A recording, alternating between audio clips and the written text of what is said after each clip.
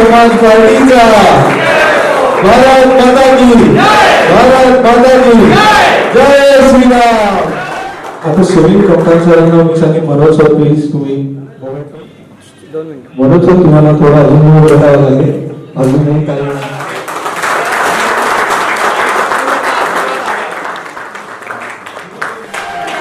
भारत माता की इकडे इकडे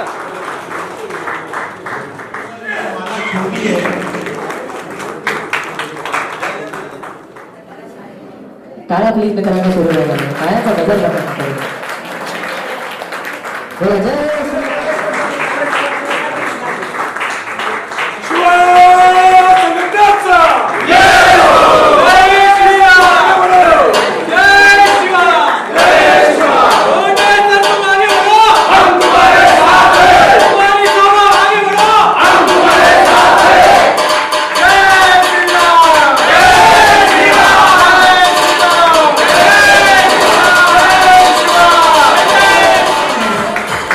मैं चाहूंगा तिवारी जी को पहनाया जाए ये हार दोबारा से।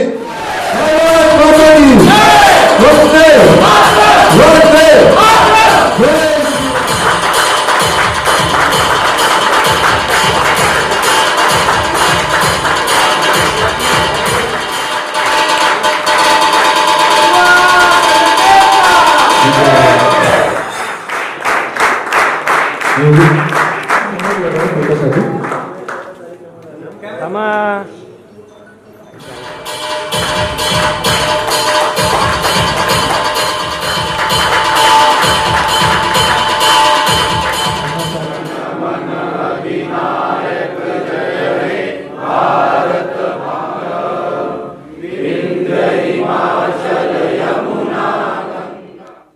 आज हिंदू समाज पार्टी के महाराष्ट्र शाखा से कार्यकर्ता मेळावा संपन्न हुआ और इस मेळावा से हम कार्यकर्ताओं को ऊर्जा देने के लिए आज का मेळावा लिए थे।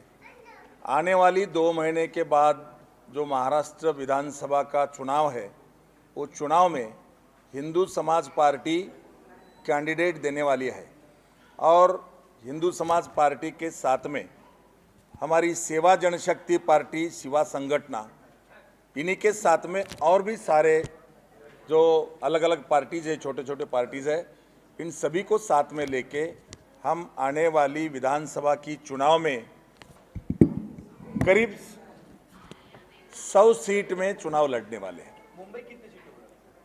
मुंबई का अभी तक तो हम सर्वे चालू है, जहां पर हमारा कैंडिडेट अच्छा रहेगा वहां से कैंडिडेट देने की हमारी नीति है।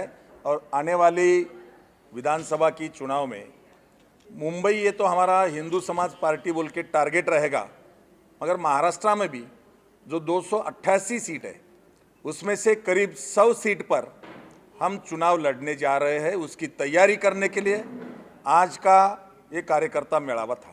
सर, जिस तरीके से हिंदू समाज पार्टी और जैसा आपने जिक्र किया कि सेवा जनशक्ति पार्टी के यहाँ वरिष्ठ पदाधिकारी, तो और इस तरह की और पार्टियों से साथ गठबंधन करेंगे? देखो, सेवा जनशक्ति पार्टी लोकसभा चुनाव में हम महाविकास आघाड़ी के साथ में अलायंस किए थे।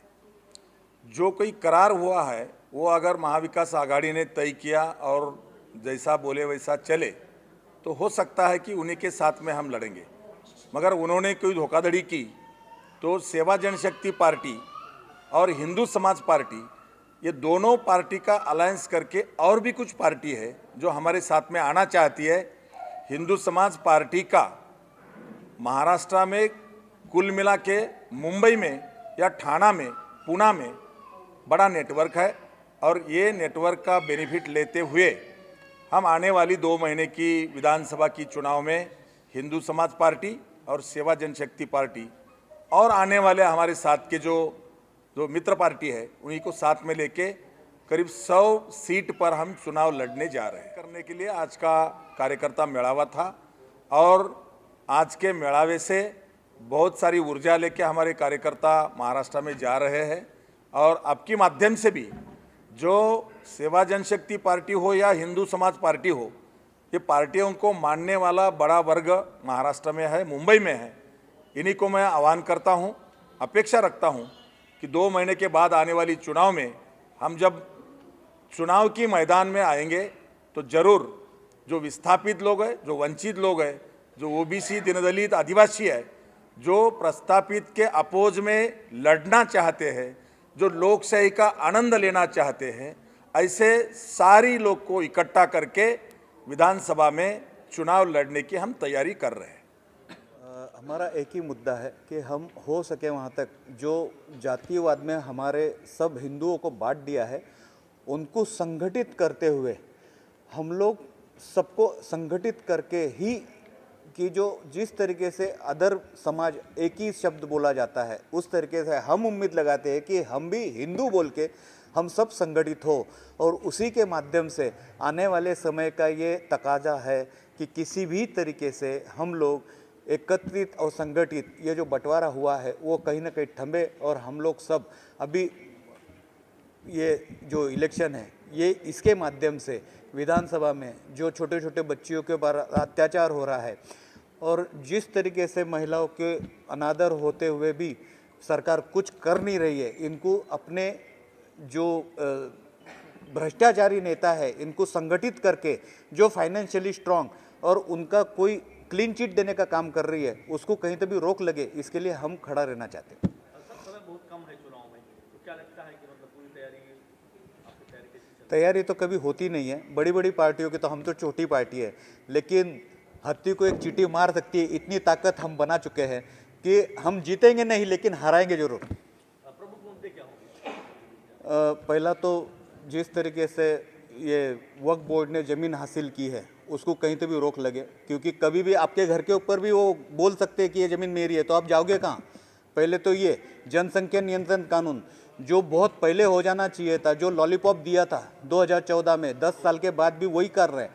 तो जो हिसाब से आबादी बढ़ रही है, रोहिंग्या मुसलमान और बांग्लादेशी मुसलमानों के बारे में कोई बोलता नहीं है, और अपने पार्टियाँ यहाँ की गुजराती, मराठी, हिंदी भाषी जो हिसाब से चलने यानी फटाफट कर रही है, जो हिसाब से डिविडेशन कर रही है, तो वहाँ कहीं तक भी रोक लगे। ये हमारा उद्देश्य है कि किसी भी तरीके से किसको भी कोई भी हालत में हमको संगठन और हिंदू समाज को संगठित करके चलना है। आपके कार्यकर्ता सम्मेलन में कहाँ से लोग आए हैं और किस नए लोगों को भी आपने जोड़ा है?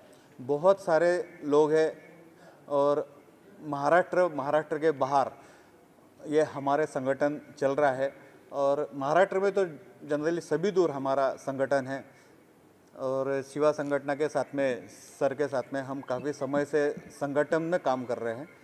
उसके लिए हमको कोई दिक्कत नहीं है कि हम क्या करने वाले हैं। 100 से ज़्यादा जगह के हमारे पास में अभी ऑलरेडी एप्लीकेशन आ चुके हैं, 100 से ज़्यादा, और हमने सिलेक्शन सर के ऊपर छोड़ा है कि किसको किसको देना है, क्या देना है। ये सर अलायंस है और 3-4 पार्टियाँ और हमारे से कनेक्ट में हैं कि हम लोग भी आपके साथ में आना चाहते हैं, तो देखते हैं अभी क्या होता है। ये सब हमने सर को दिया है कि सर, उसके बाद में बहुजन क्रांति दल, तो जिस तरीके से आगे बढ़ना है उस तरीके से हम लोग आगे बढ़ रहे हैं। हमारा एक कैंडिडेट तो हमने आज घोषित कर दिया है, तुलजापुर माँ जगदम्बा भवानी के तौर से पहला कैंडिडेट हमने वहाँ से घोषित किया है। और माँ जगदम्बा को जिस तरीके से 50% महिलाओं को आरक्षण देना चाहिए वो कोई भी पार्टी नहीं देती है। हम लोग ये बोलते हैं कि हम 50% से ज़्यादा महिलाओं को सीटें भी देंगे, सिर्फ महिलाओं ने सामने से आगे आना चाहिए। जो अत्याचार होते हैं ना, वही जगदम्बा आगे आके उनका नाश करेंगी, ये मैं गारंटी के साथ में कह सकता हूँ।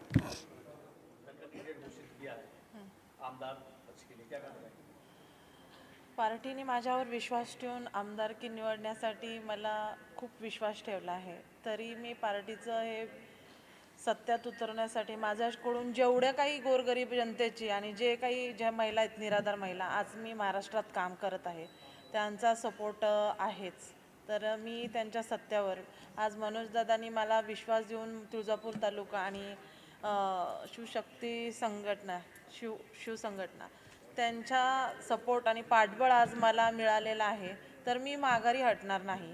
आज तुळजापूर विधानसभा ही निवडणूक भले मी निवडून येऊ न येऊ पण पाडण्याचा प्रयत्न 100% करणार आहे, आणि मला 100% गॅरंटी आहे। पण माझं की माझ्या जनतेचं, कारण गोरगरीब महिलांचं आतापर्यंत मी काम करते, जिथं हे गरज पडते तिथं मी स्वतः जाऊन वैयक्तिक खर्चातून मदत करत असते, फुल नाही तर फुलाची पाकळी.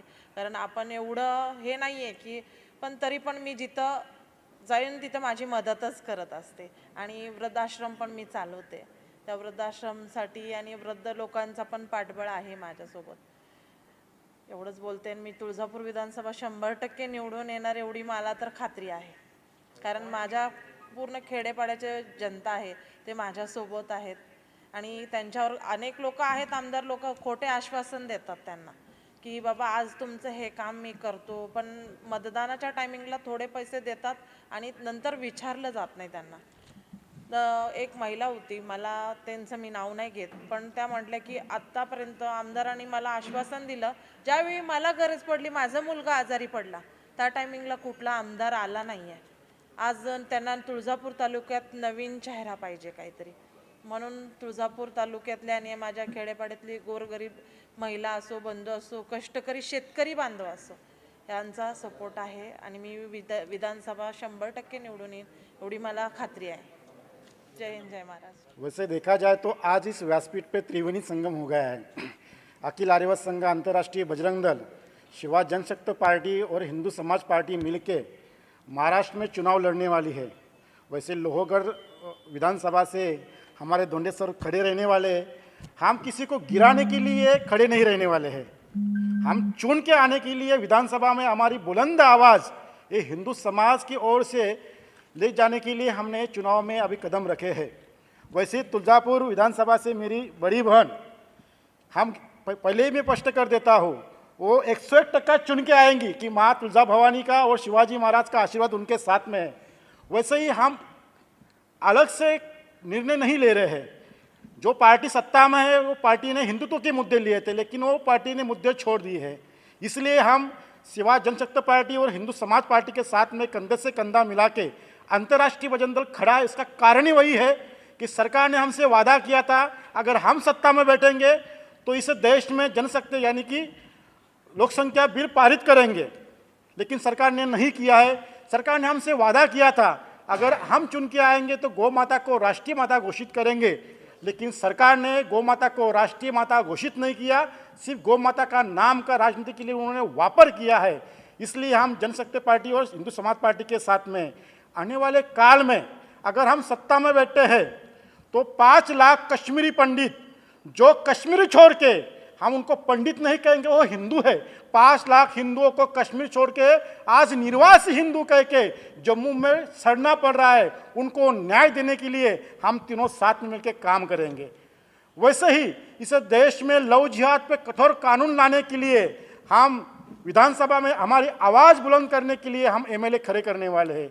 वैसे ही देश में एक संविधान, एक कानून होना चाहिए, इसलिए समान नागरिक कायदा इस देश में लागू होना चाहिए. इसलिए हम त्रिवेणी संगम कह के इस देश में महाराष्ट्र में चुनाव लड़ने वाले हैं.